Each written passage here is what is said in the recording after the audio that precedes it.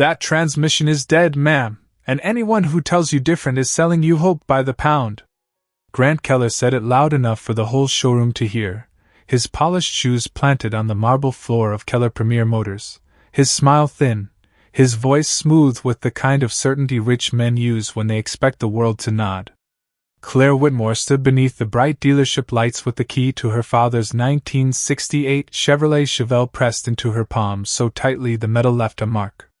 10 dealerships. 10 service managers. 10 clean diagnostic reports laid across counters like funeral papers. Dead transmission. Total loss. Scrap it. The words had followed her from Columbus to Cincinnati, from glass-walled service centers to luxury auto bays where men in pressed shirts looked at her old blue Chevelle and saw nothing but rust, inconvenience, and a woman too sentimental to let go. But Claire did not see scrap metal. She saw her father's hand resting on the steering wheel on Sunday mornings. She heard old country radio humming through cracked speakers. She smelled leather, gasoline, and the peppermint gum he always kept in the ashtray even after he quit smoking. That car had carried birthday balloons, grocery bags, hospital flowers, and one final voicemail that still lived in the glove box on a tiny recorder she was too afraid to play. "Please," she said quietly, looking past Grant toward the service bay where the Chevelle sat under white lights, its hood raised like a tired chest trying to breathe. "Can't you just try one more time?" A few employees looked away. One young mechanic lowered his eyes. Grant gave a soft laugh, not loud enough to be cruel in court, but cruel enough to wound in public. "Miss Whitmore, we are one of the top dealerships in the Midwest. If our system says the transmission is gone, it's gone. No farm shed, backyard wrench, or small-town garage is going to change physics." Claire swallowed, but her chin lifted. That was the thing about grief. Sometimes it made people fragile. Sometimes it made them stand straighter. Outside, rain tapped against the showroom windows, turning the rows of new SUVs into blurred shadows. The Chevelle waited on the tow bed like an old horse nobody believed could run again. Then an older tow truck driver near the coffee machine cleared his throat.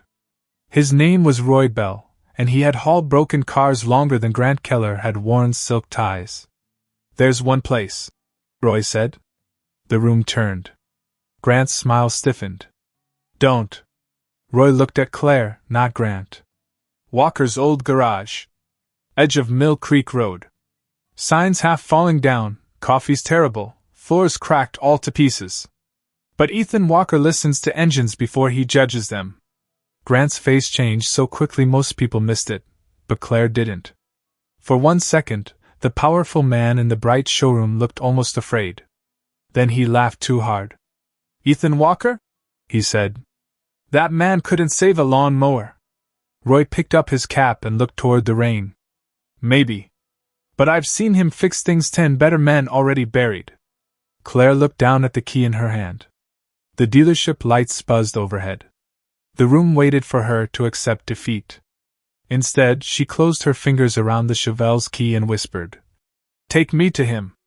Walker's old garage sat at the edge of Mill Creek Road where the pavement gave up and the soybean fields began, a low wooden building with a tin roof, 2 faded gas pumps out front, and a hand-painted sign that swung gently in the rain. Claire stepped out of Roy Bell's tow truck and looked around as if she had been brought to the wrong ending of the wrong story. There was no glass showroom. No leather chairs. No espresso machine. Just the smell of wet gravel, motor oil, old wood, and coffee that had been sitting too long on a hot plate. Inside, a man in a gray work shirt was lying beneath a dented pickup, one boot crossed over the other, a wrench moving slowly in his hand. Near the office window, a little girl with sandy blonde hair sat at a scarred wooden desk, doing math homework beside a jar full of bolts. She looked up first. "Daddy," she called softly. "Someone is here." The wrench stopped. Ethan Walker rolled out from under the truck, not fast, not startled, just steady. He was tall in the quiet way some men are, lean from work rather than show, with oil on his hands and silver beginning at his temples. His eyes moved from Claire to the Chevelle on the tow bed, and something in his expression shifted, Not surprise exactly, but recognition buried deep enough to hurt. Afternoon, he said, wiping his hands on a clean rag. Claire held up the key. They said it cannot be fixed. Ethan did not ask who they were. Men like him knew the sound of they.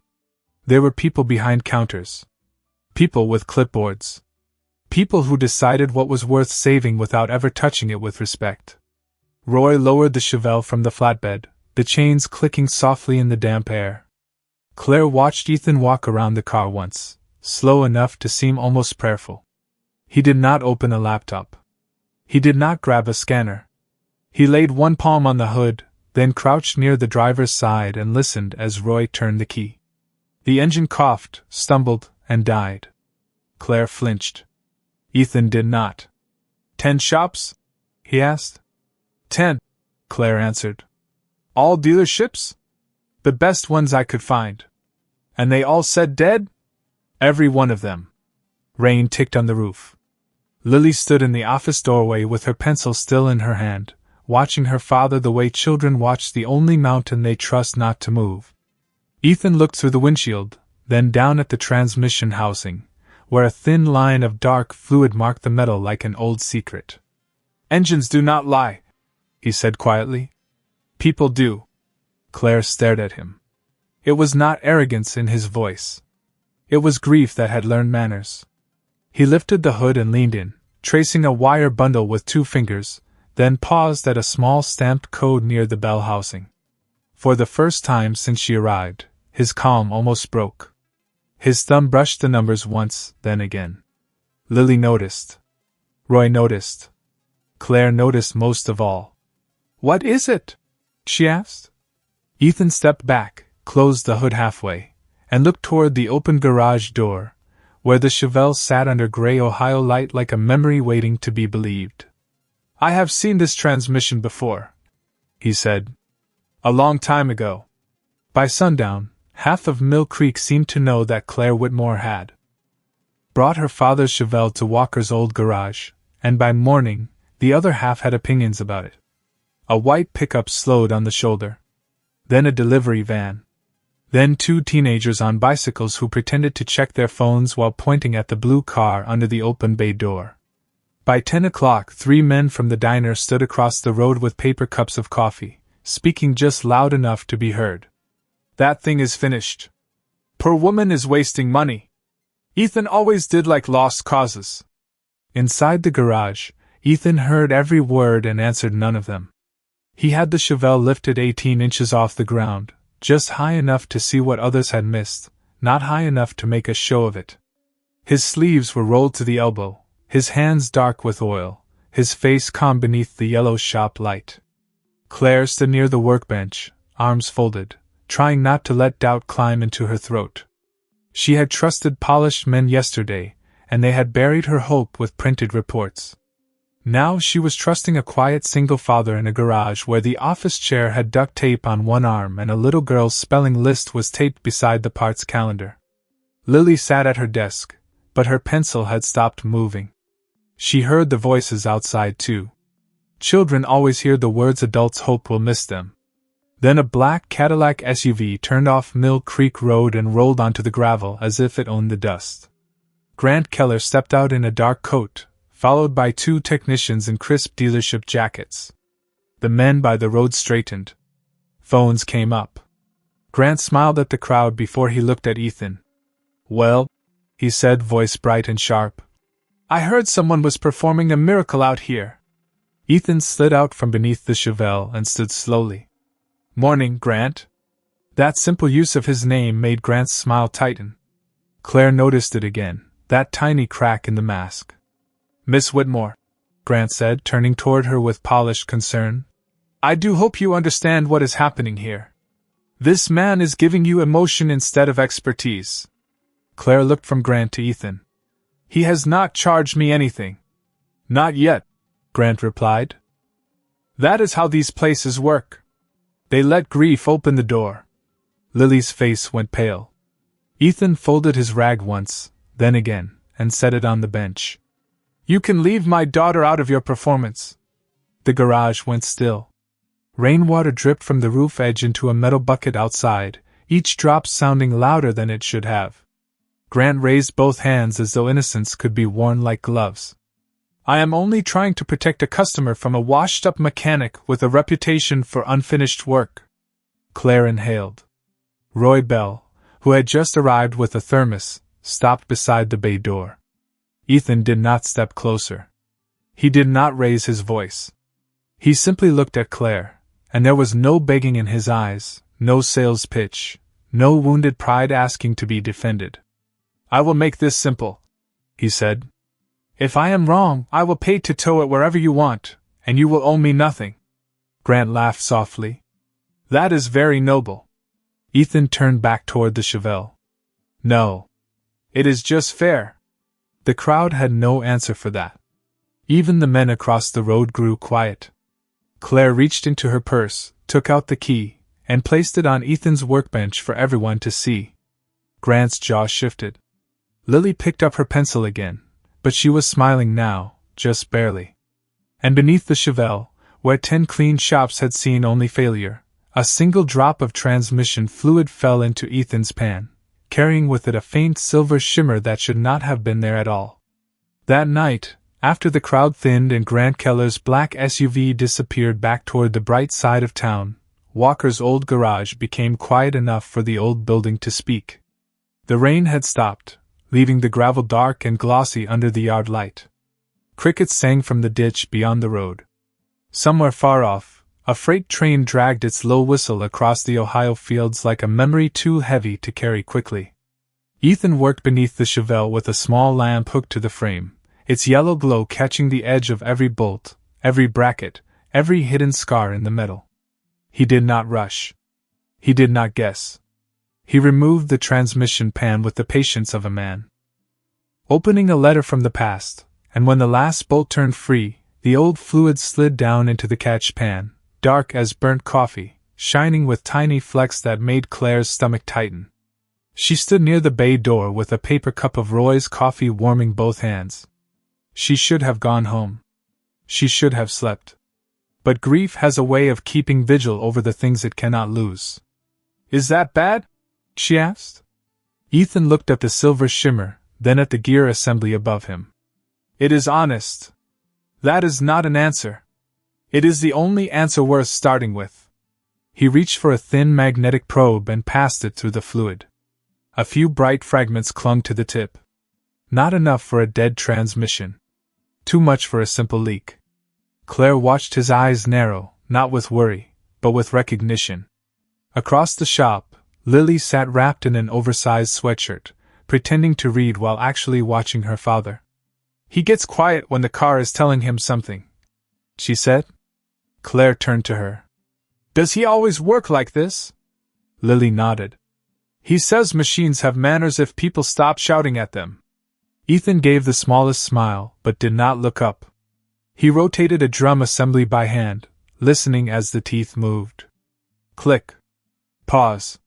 Click. A soft scrape followed, almost too faint to matter. Ethan heard it.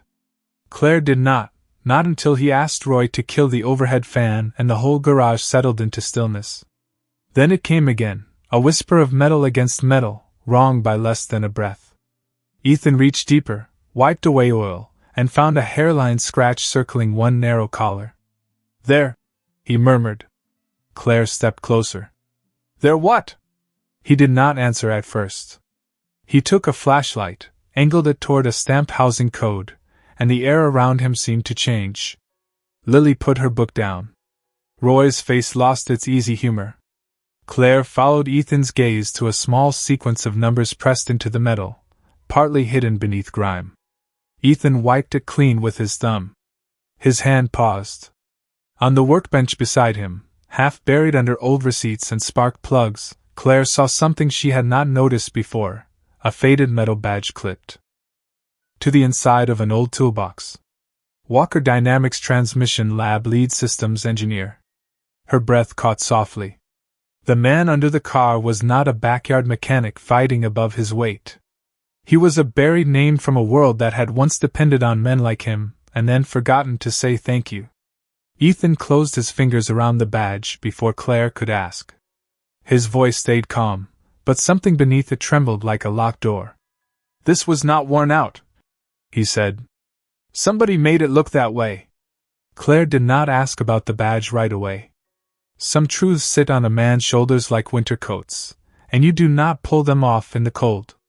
She watched Ethan place it back inside the toolbox, careful, almost gentle, as if the small piece of metal still had the power to cut him.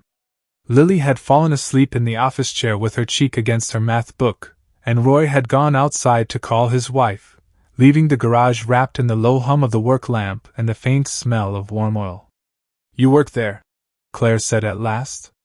Ethan wiped his hands slowly. A long time ago. As an engineer? As the engineer they called when the answers stopped making sense. It was not pride. It was a fact spoken with the weight of someone who had paid too much for it. Claire looked at the Chevelle, then back at him. What happened? Ethan leaned against the bench, eyes fixed on the floor where a thin line of oil caught the light. For a while, only the crickets answered. Then he spoke. 12 years ago, I helped design a self-balancing transmission system for high-performance restoration builds. It was supposed to make older cars safer without stealing their soul. Better shift timing. Better heat control. Less wear on long climbs and highway runs. He gave a tired half-smile. Your father's Chevelle has one of the first adapted housings. Claire's fingers tightened around her coffee cup. My father never told me that. Most men from that world did not tell their daughters everything. They thought silence was protection. She looked away because that landed too close to home. Ethan continued, softer now. There was a test failure on a prototype fleet. Nothing dramatic, but expensive. Embarrassing. The company needed a name to put on the mistake before investors started asking better questions. They chose yours. Grant Keller signed the final service review. Claire's eyes lifted. Grant? Ethan nodded once. No bitterness. That almost made it worse. He was not the only one. But he was the one who smiled while doing it. The words settled into the garage like dust after a door closes. Claire remembered Grant in the showroom, so certain, so polished, so eager to bury the Chevelle and anyone foolish enough to save it. Why did you not fight it? She asked. Ethan looked through the office window at Lily sleeping under a faded Ohio State blanket. My wife was sick that year. Hospital bills stacked higher than my pride. Then she passed, and I had a little girl who needed breakfast more than she needed a father chasing men in suits. Claire's face softened. So you came here? I came where the work was honest. He turned back to the parts laid across the bench and lifted a narrow steel collar with tweezers. And this is not honest. Claire stepped beside him. The part looked ordinary, almost harmless. Ethan angled it under the lamp, showing her a tiny groove cut where no groove should be. This collar is off by 1/64th of an inch. Small enough for a scanner to blame the whole transmission. Big enough to start pressure at the exact moment the gears need it most. Could it be an accident? She asked. Ethan looked at the Chevelle, then at the stamped code hidden beneath the grime. Not with this part. Not in this housing. Outside, Roy came back in and stopped when he saw Ethan's face. You found it. Ethan nodded. It was never dead. Claire whispered. Then what was it? Ethan set the damaged collar on a clean white cloth, and for the first time that night, his voice carried something sharper than grief. It was framed. Morning came gray and cold, with a low fog hanging over Mill Creek Road and the fields beyond the garage softening into pale shapes. Ethan had slept for less than 2 hours in the office chair, his work boots still on, the damaged collar wrapped in a clean cloth beside an old service manual. Claire woke in her rental car with a stiff neck and her father's key still in her hand. Lily arrived at 7 with a backpack over one shoulder and a paper bag of breakfast biscuits Roy had dropped off from the diner. For a moment, the little garage felt almost peaceful, the kind of peace that comes before the world remembers it has unfinished business. Then the black Cadillac SUV rolled in again, followed this time by a silver sedan with county plates and a man in a navy suit carrying a leather folder. Grant Keller stepped out smiling, but his eyes had lost their easy shine. "Good morning," he called. "I hope everyone enjoyed playing mechanic." Ethan stood near the Chevelle, calm as the concrete beneath him. "We found the failure point." Grant's smile held. "How convenient." The man in the suit stepped forward. "Miss Whitmore, my name is Daniel Price. I represent Keller Premier Motors. There are concerns regarding unauthorized work on a specialty transmission system after a certified dealership advised against further operation." Claire looked at the folder, then at Grant. "You brought a lawyer to a garage at 7 in the morning?" "I brought clarity," Grant said. "This vehicle is tied to legacy components, and if Mr. Walker damages it further, you may lose any chance at valuation, insurance recovery, or historical certification." Lily stood by the office door, her breakfast untouched. Roy muttered under his breath, but Ethan lifted one hand slightly, asking for quiet without saying the word. "I will not touch what is not mine," Ethan said. Grant turned to Claire. "There. Even he understands." Ethan kept his eyes on her. "It is your car. Your call." The fog pressed against the open bay like the town itself had leaned closer to listen. Claire heard yesterday's voices inside her head. "Dead. Scrap it. Let it go." Then she remembered her father's hands on the steering wheel, one thumb tapping to old radio songs, his voice telling her that some people confuse credentials with character. She opened her purse and pulled out a folded envelope, yellowed at the edges, the one she had found months earlier in a small lockbox after his funeral, but had never been brave enough to read all the way through. "My father left this with the title," she said. Her voice trembled, then steadied. "I thought it was just sentimental." Grant's face went pale enough for Ethan to notice. Claire unfolded the page. The handwriting was her father's, careful and slanted. "If the Chevelle ever stops shifting and every expert tells you she is finished, do not sell her, do not scrap her, and do not hand her to men who smile too quickly. Find the man who listens before he fixes." The garage went silent. Even Daniel Price lowered his folder. Claire looked up, her eyes wet but clear. "He wrote your name, Ethan." She turned the page so everyone could see the final line. "Find Ethan Walker, Mill Creek Road, if he is still willing to forgive old cowards like me." Grant swallowed hard. Ethan stared at the letter as though the past had just walked into the garage wearing his name.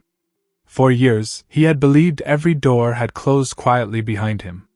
Now one had opened with the voice of a dead man asking for redemption. Claire placed the key on his palm. "Please," she whispered. "Save what they tried to bury." Ethan closed his fingers around it, not like a man taking a job, but like a father accepting a burden with dignity. "Then we do it clean," he said. "No secrets. No shortcuts. Everyone watches."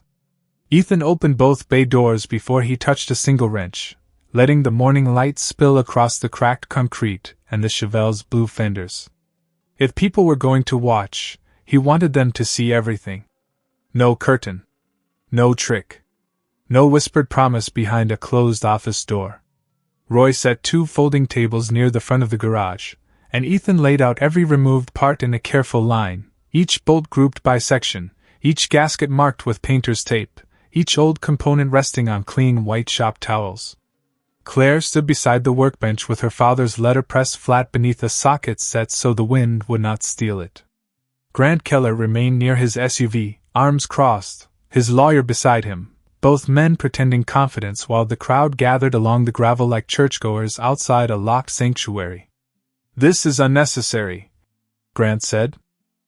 "Real diagnostics are not done for spectators." Ethan looked at the transmission housing without looking at him. "Then you should feel right at home. You already diagnosed it without seeing the truth." A few people murmured. Grant's jaw tightened. Lily sat on an overturned milk crate near the office door, backpack at her feet, watching her father with a pride that made her sit taller. Ethan connected an old analog pressure gauge to the transmission line, then a newer digital reader beside it. One tells me what the machine thinks, he said to Claire. The other tells me what the machine feels. Roy chuckled softly. That is Ethan for you. The first test began with the Chevelle lifted safely, and the rear wheels free. Ethan asked Claire to sit behind the wheel, foot on the brake, hands steady. Do not force anything, he said. Just listen. She nodded. The engine turned, coughed, then settled into a rough idle. The gauge needle climbed, fluttered, then dropped at the exact point Ethan had expected. He raised one hand. Claire shifted back to park. There, Ethan said. Grant stepped forward. A pressure loss proves my point. No, Ethan replied. It proves the pressure is being stolen. He removed the damaged collar from the cloth and held it under the shop light. Then he placed a correct replacement beside it. The difference was nearly invisible, a thin groove, 1/64th of an inch, small enough for arrogance to overlook and large enough for a whole system to fail. This part does not belong in this housing, Ethan said. Daniel Price cleared his throat. Parts are replaced in restorations all the time. Not this one. Ethan turned the collar slowly. This groove cuts pressure only under load. At idle, the system appears confused. On a scan, it looks catastrophic. To a mechanic who trusts the screen more than the machine, the transmission looks dead. The crowd grew quiet. Grant laughed, but it came out dry. Interesting theory. Ethan picked up a magnifying lens and angled the collar toward Claire. Not a theory. Under the light, a tiny marking appeared on the inside edge, almost polished away by use. 3 letters. KPM. Keller Premier Motors. Claire's face went still. Roy took off his cap. Someone in the crowd whispered, No way. Grant stepped back half a foot, then caught himself. Ethan did not smile. He did not celebrate. He only placed the collar down between the 2 gauges and looked at the people who had come to see a fool fail. This car was not beyond saving, he said quietly. It was misread by people in a hurry and wounded by someone who knew exactly where to hide the cut. The silence that followed did not belong to embarrassment alone.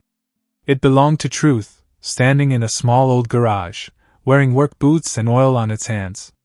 Ethan did not move quickly after the mark was found. That was what unsettled Grant Keller most. A guilty man would have shouted.